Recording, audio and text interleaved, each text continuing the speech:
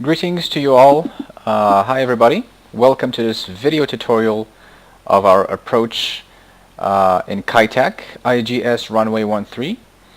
First and foremost, before getting started, I would like to make sure that you are in possession of two things. First of all, the knowledge and familiarity with the instrument approach chart. If you're not familiar with how to read an instrument approach chart, I will put a link in the description below. Take a look at it. Look at the tips and tricks on how to read an approach chart before doing this Kai Tak approach. Actually, before doing any instrument approach.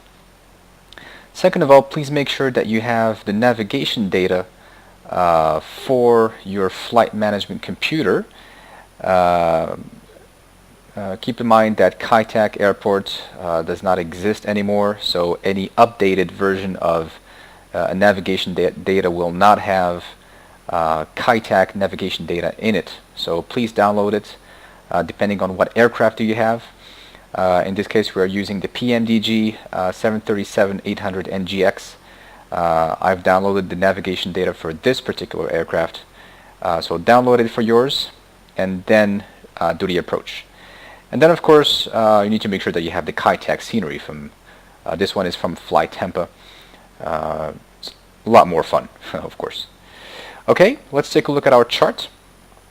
We are 5.6 nautical miles from our Charlie Hotel VOR. We are tuned in to our VOR frequency 112.3 and tracking radial 270. And as we cross the Charlie Hotel VOR at our initial approach altitude of 8,000 feet, we will commence our descent towards Waypoint Gulf, altitude 6,000 feet or above.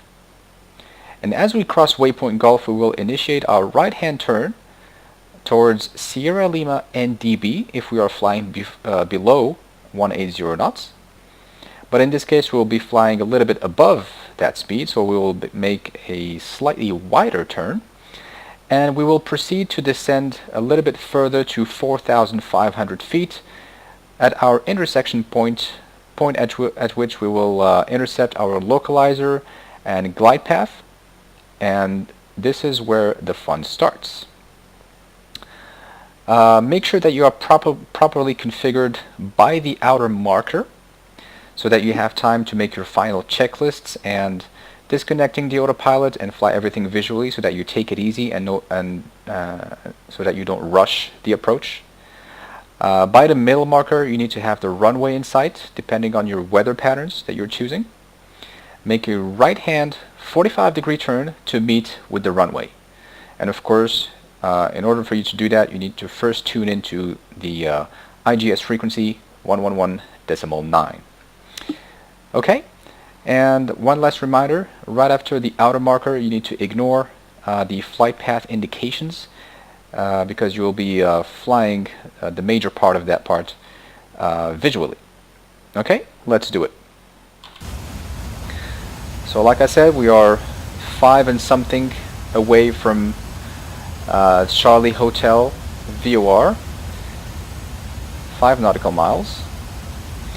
So what we will do is decrease our speed a little bit so that we don't get caught by our aircraft gaining speed as we descend. But from what I can see, we have some 20 knots headwind, so that should help us a lot with keeping the aircraft from gaining speed in the descent. The 737-800 NGX from PMDG is notoriously slippery, if we can call it that way. As soon as you go something above 1,200 or 1,000 feet per minute, it starts gaining speed. And in a lot of approaches, especially those tight and fast approaches, that's not a lot of fun. Okay, we're 1.8 miles. Let's prepare our descent to 6,000 feet or above.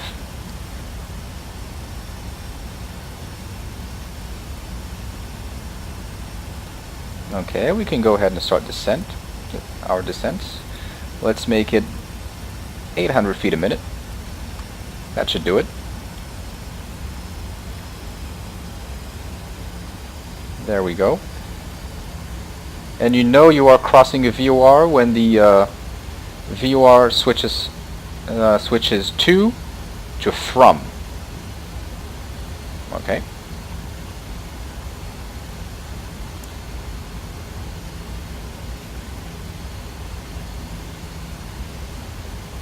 We are still tracking the 270 radial.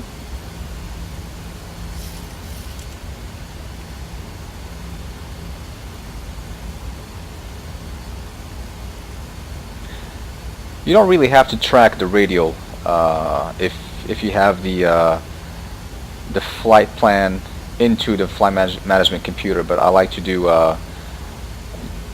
it using the VOR and pretend that I don't have the flight management computer. But of course that's my preference. There's no single way to do it, as long as you follow the approach chart. Passing 7,000 feet.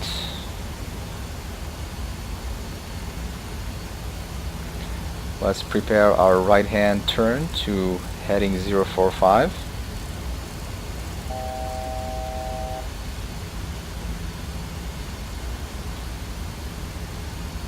Let's decrease our speed to our minimum speed with flaps up, which is 203 knots.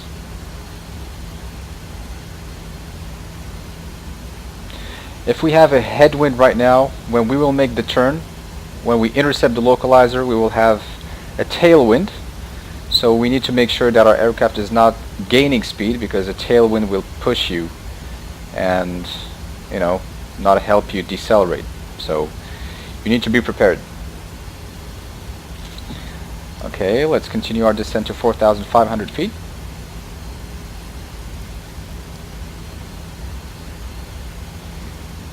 Getting FMC notice, warning, approach VREF not selected, of course. Let's select our VREF speed, flaps 30, 140 knots with a 5 knot correction.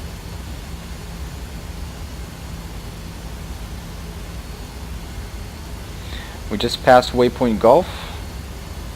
We're going to start our right hand turn in a few seconds.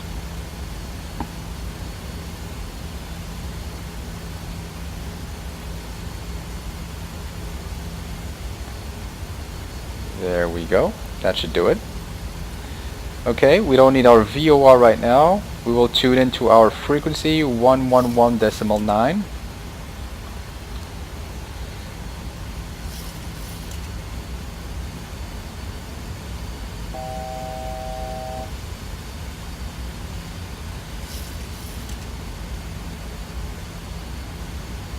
Okay. We're going to turn on our VOR lock.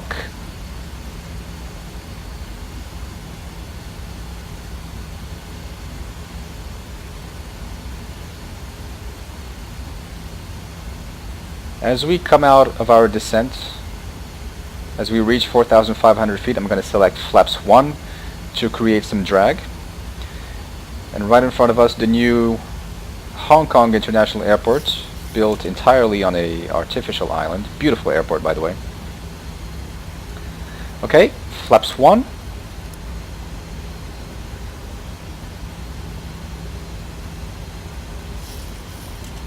And let's decelerate a little bit more.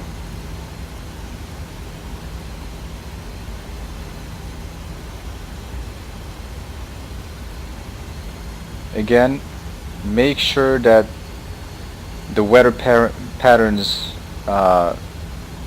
don't take you by surprise. You know, that can happen pretty often. Let's go ahead and select flaps 2. Minimum speed for flaps 2, 177. Glide slope should come alive any second now.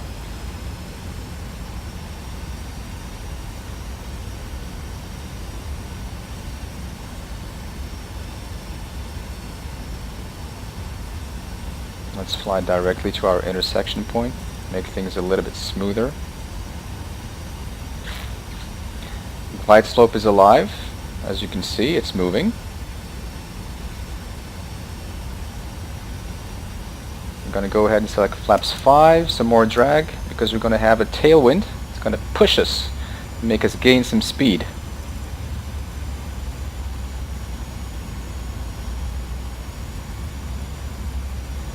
165. Localizer is alive. Let's go ahead and select our approach.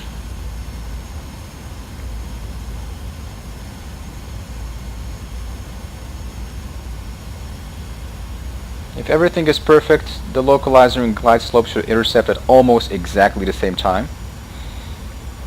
But that's no biggie if it doesn't.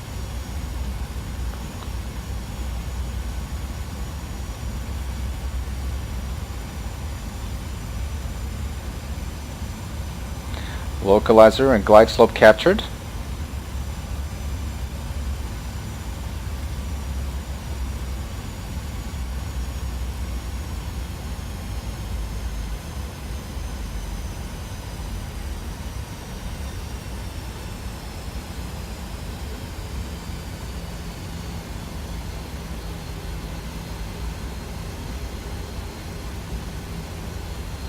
Okay, everything seems to be in order.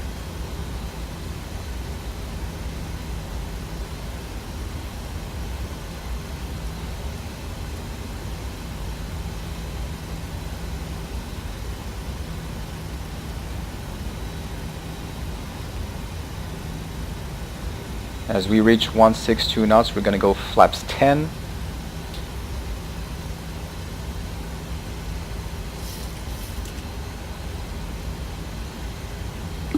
Let's arm our speed brakes. Auto brakes 2.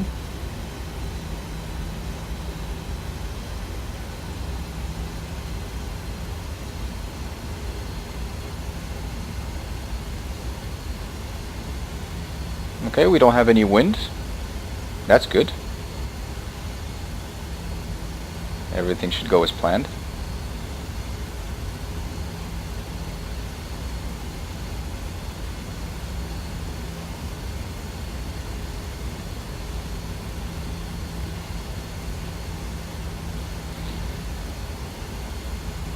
Okay, let's decrease our speed some more. Flaps 10.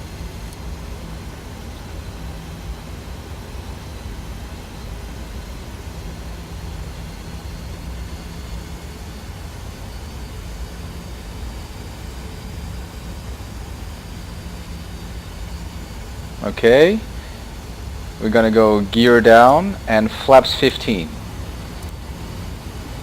Minimum speed flaps 15, 152. VREF is 140 plus 5 is 145. 2,500 feet. We need to be fully configured by the outer marker.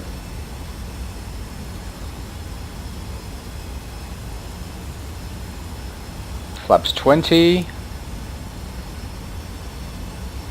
And we're going to go ahead and select our VREF plus 5 of 145 knots.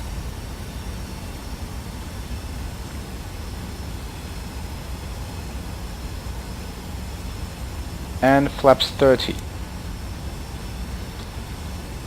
Landing lights, runway lights, engine to continuous, and let our cabin crew know that we are about to land. Okay, landing checklist, outer marker. Gear down, 3 green, flaps 30, auto brakes 2, speed brakes are armed, landing checklist is complete.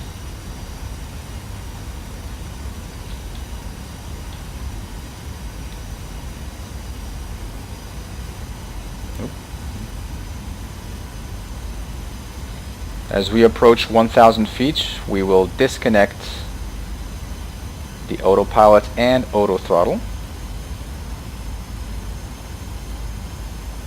Runway in sight.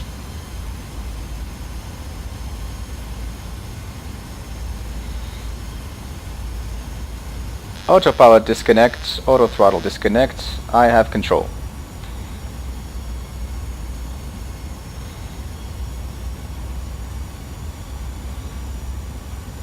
Okay, from this point on, you can just ignore the flight path indications and keep an eye on the guidance lights.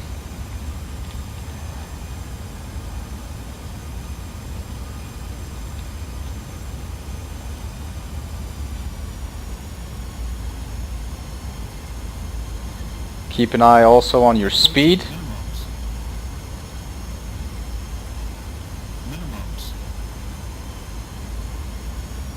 Continue.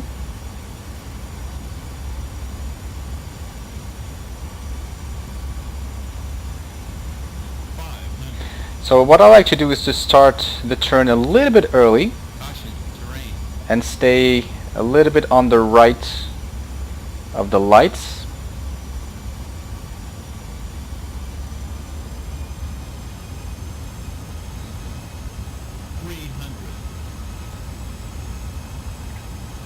From this point on, just follow the poppy lights.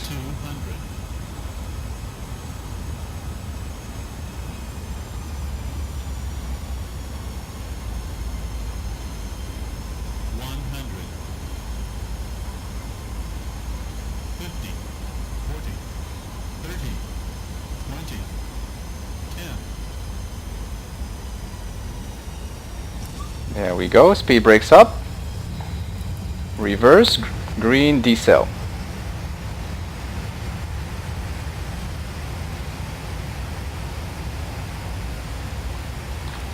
$80 disengage reverse thrust, manual braking, brake to vacate.